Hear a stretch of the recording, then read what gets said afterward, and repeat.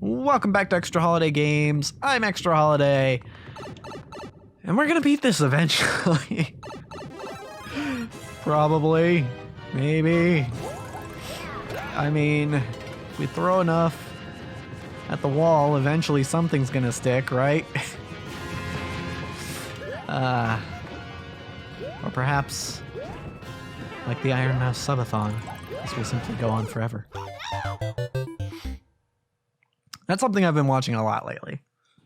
I've been just tuning in, basically whenever I can, to watch the VTuber Iron Mouse's subathon that she's been doing. And as of this recording, she's been at it for 27 days. Which is quite a long time to be streaming the entire time. But I think it's neat. I think it is neat. Because you know what? I can tune in and still be entertained. Even after, like, she hasn't exactly run out of entertainment value despite doing so much for so long. And I think that's cool. I think that's very admirable. She is one of those content creators that I have a lot of respect for. Just don't go digging through her VODs for me potentially spending hundreds of bucks on her. That didn't happen. Not at all. Nope. Wasn't me. Someone with my account name. Wasn't me. But, ah, frick kidding me. We're fine. Oh, come on. I should have spun jump and bounced off the plant. Damn it. All right, it's fine. Yeah, no. Props to Iron Mouse on her subathon. It's been great. I've been enjoying it quite a bit. Honestly, what I want to see is I want to see her break the all-time longest subathon goal. It's interesting, right? Because there's another VTuber, Shy Lily, who's also doing a subathon at the moment, and she's at 30 days. She started hers before Mouse did. And I've only recently started seeing clips of Shy Lily, and she seems pretty cool too. But like, I can only get so invested in you know, as VTubers and just people on the internet. So currently, the Mouse is taking up my investment. But I'm sure Lily is great too, and I wish the best for her and her subathon as well. It's just interesting, right? It's interesting, this idea of streaming your entire life. And for some people, it just seems to work, right? I mean, for Mouse at least, she doesn't seem to be, you know, itching to turn off the stream at any point. You know, she's basically just living her whole life in front of, you know, 12,000 people or so at any given point. And she's cool with it. Which, cool. Now, question may be posed. Would I ever do a subathon? It's certainly something that I've asked myself. And the answer is probably yeah. I probably would. However, I am not in a position to do that just yet because I do not have the audience to sustain such a thing. To do a subathon, you have to have some sort of pre-existing audience. And that I do not have. Much of, I should say. There are people who watch these videos, and there are people who occasionally tune in to my streams. When I occasionally stream. But it's certainly not enough. So the thing that Mouse has done, the way she's done her subathon, is it's basically every $5 someone gives her, originally it was extending the timer by 15 seconds. It's down to 10 seconds now. A certain amount of time for each $5.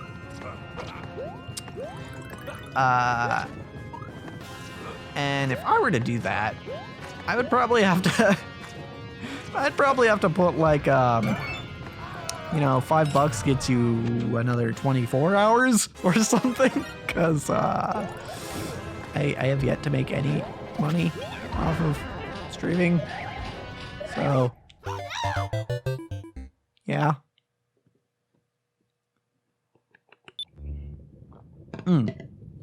Something I've been considering doing, and I don't know that I could really do it, honestly, partly because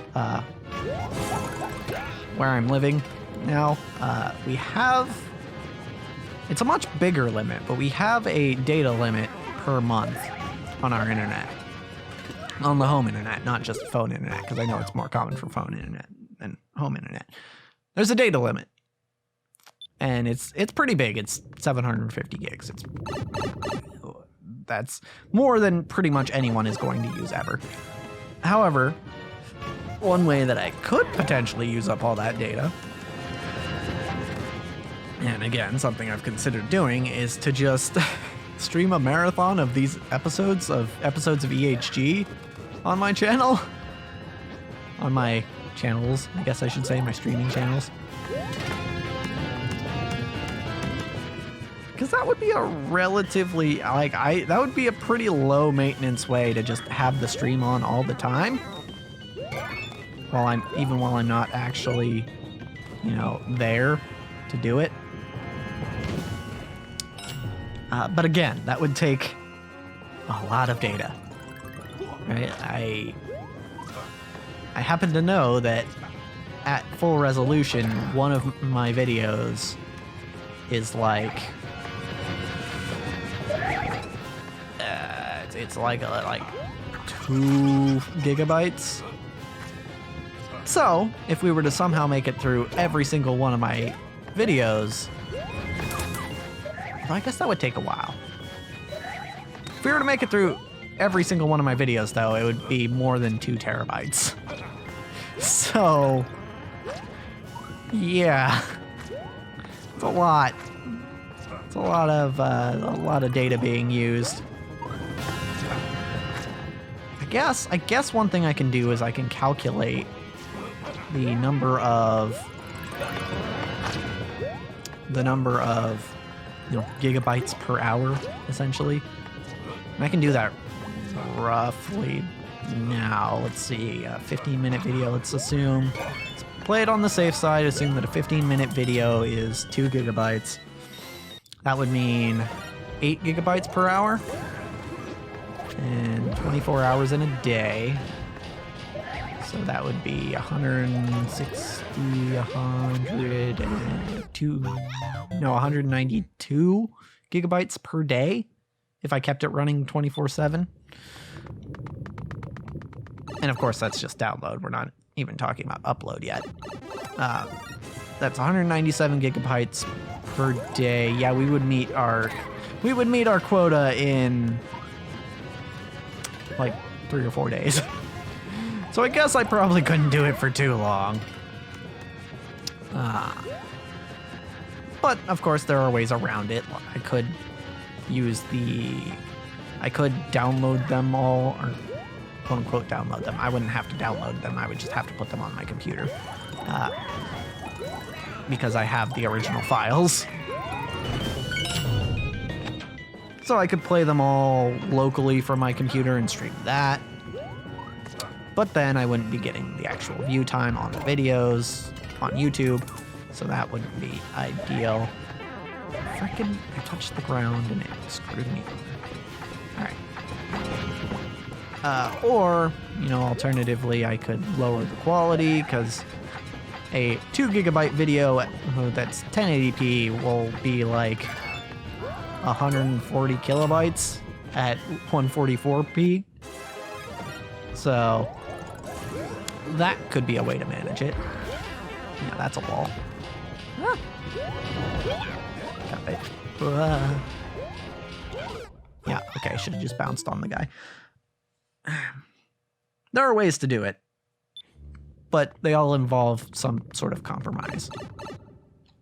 Also, right, like, my computer only has so much space on it, so I'd have to you know, switch the tapes, as it were, fairly often. And not to mention, you know, other things like there are other people using the internet. If I were to be playing it off of YouTube, there are other people using the internet in this house, and I would be sucking up bandwidth away from them, so that's probably not great. And what else was there? I was thinking of at least one other thing, but I don't remember. Damn it. Yeah, there are drawbacks.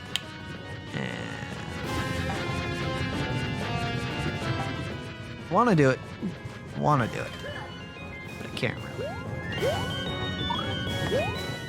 But if I were living on my own, with my own internet plan that didn't have a data limit like this one, I would probably almost certainly do it. Because I feel like that would be good for... That'd be good for my growth, as they say. You know, people could tune in and watch things live as they're playing. And chat. I'd just always be live, and that'd be cool. Even though it wouldn't actually necessarily be me doing things live.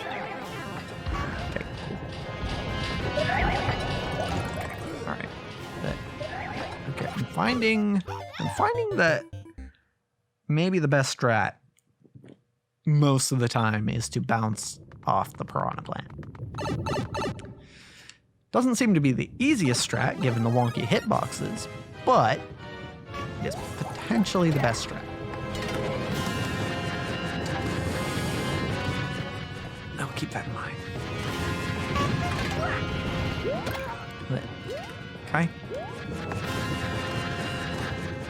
I will say, I am somewhat disappointed. And this is actually kind of the total change in subject, but I'm a little disappointed. I ordered this fancy cereal. It's called Magic Spoon. And I ordered it because because I do eat cereal. I mean, typically I try to eat a bowl before work. And I ordered this fancy Magic Spoon cereal because a certain podcast had a sponsorship for it. You know, they were like, oh, try, you know, Magic Spoon cereal. It's pretty good. Use code TRASHTASTE to get 10% off. I was like, all right, sure, I'll try it. You know, because one of my big dilemmas with cereal is the ones that taste the best are the ones that have the most sugar, right? You got your Lucky Charms and your Cinnamon Toast Crunch and your Captain Crunch and all that stuff. So I tried this Magic Spoon cereal. It's supposed to taste basically as good as those cereals, the more sugary cereals, but not have any sugar and not have any. It's supposed to be significantly more healthy for you.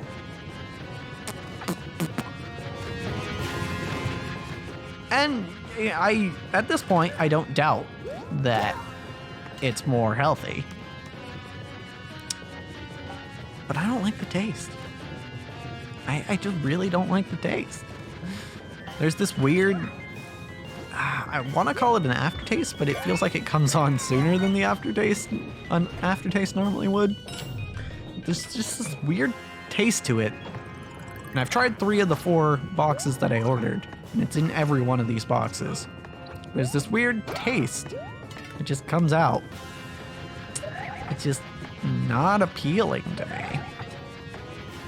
And I'm disappointed because this is an expensive cereal. All right, this is $10 per box, and these are small boxes. They're not big. So even if I did like it, I wasn't going to be ordering a ton of it. Because, you know, I've only got so much cash.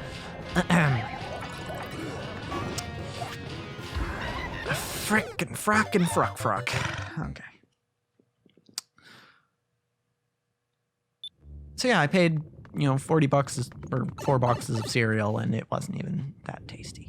Again, I have one more flavor to try, and that's the peanut butter flavor. But I don't have high hopes. I don't have high hopes. I'm pretty sure it's gonna have that same aftertaste that all the other ones had. And I don't think I'm gonna like it, which is sad. Because I wanted to like it. I wanted to like this cereal, but it just doesn't taste right, you know. It just doesn't taste right. So I guess I'll probably just have to stick to my Wheaties and my Kicks and whatever one sugary cereal that I go with, because that's my rule, is I go with 2 non-sugary cereals and then 1 sugary cereal at any given time. You know, that's what I have on my shelf at any point.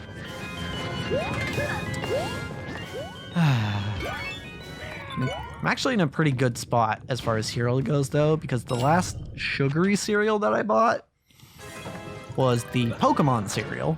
It's literally just called Pokemon. And, you know, it had Pikachu on the box, so of course I wanted to try it. But it's also not very good. It's berry flavored, and it's got the same kind of marshmallows that like Lucky Charms has. And I don't really, berry flavor is not really the flavor I want in my cereal. So, and the marshmallows aren't really doing much to fix it. But that's a good thing, because as long as I have that cereal on my shelf, I'm not buying any more sugary cereals. So actually, as far as my health goes, I'm glad I bought it.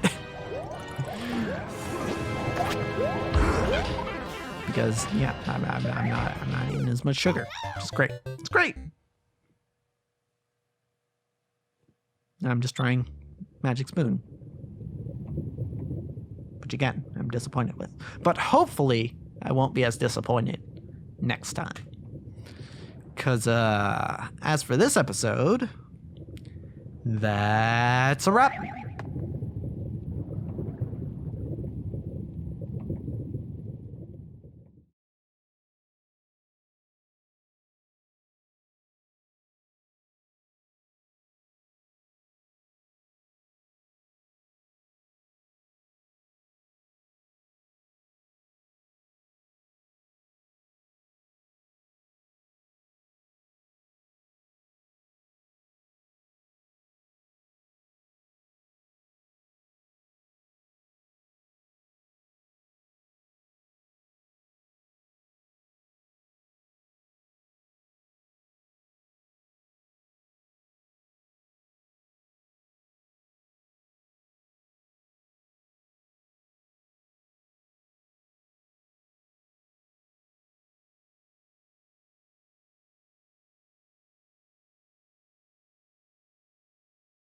Cereal first, then milk.